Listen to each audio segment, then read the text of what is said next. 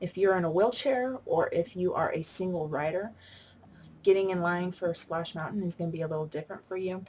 You're going to get in line in the exit of Splash Mountain. So this is over by the Winnie the Pooh shop. I don't know the official name of it off the top of my head, but it's the only main shop there in Critter Country.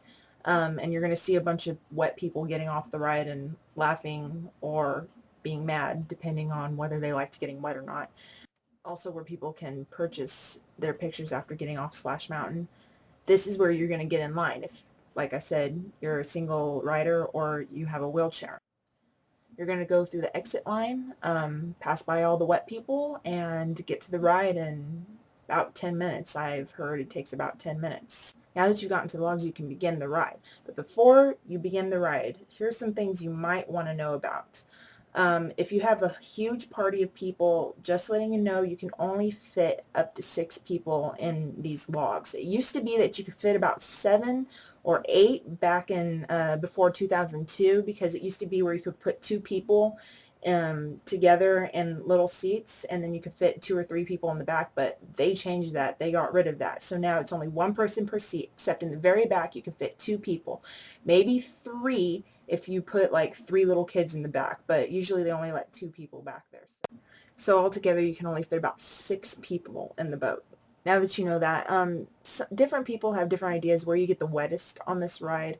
Some people say it's the front, some people say it's the back. I don't really know. You get wet everywhere. I usually end up sitting in like the second seat, and I get a good amount of water on me.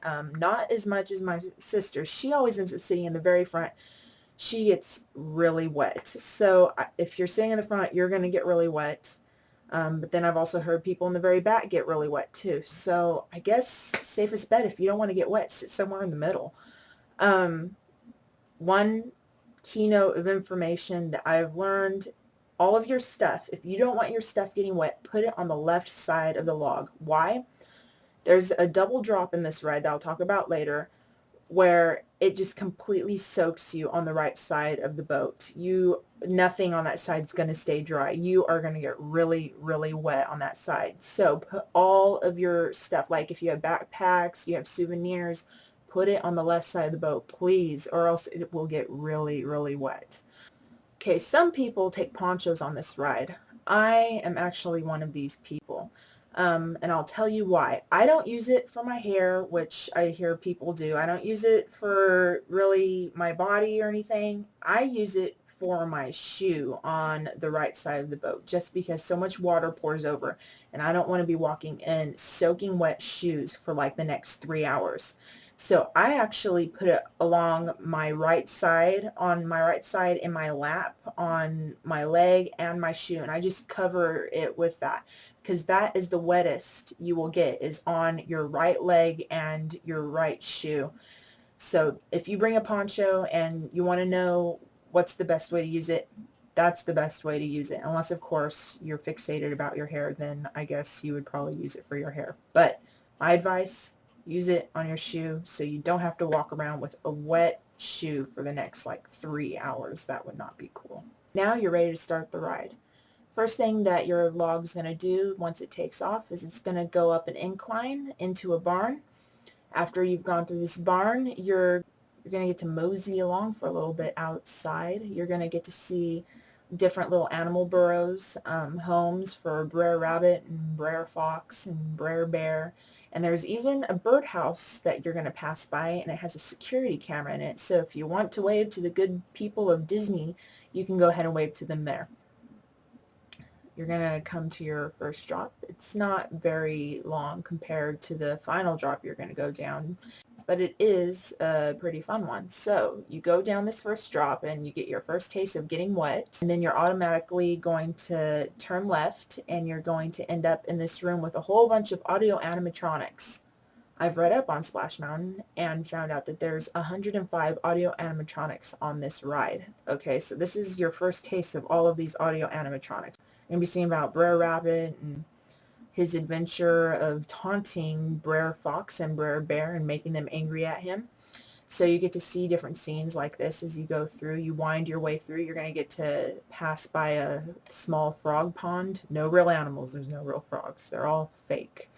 You're going to go down a little tiny drop somewhere in there.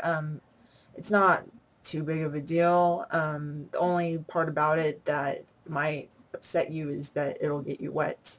You don't get really a thrill out of going down it because it's barely anything.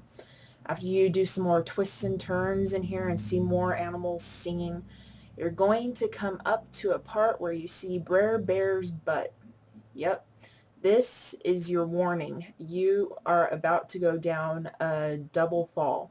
You're going to plunge down to a dark room. It's completely dark and you can't see anything. You're going to go down, then you're going to go back up like a roller. This is like a roller coaster sort of. Going to go back up and then go back down, and big splash. This is probably the wettest you're going to get on this ride is after this double drop. Everything on the right side, like I mentioned earlier, is going to get wet on this drop.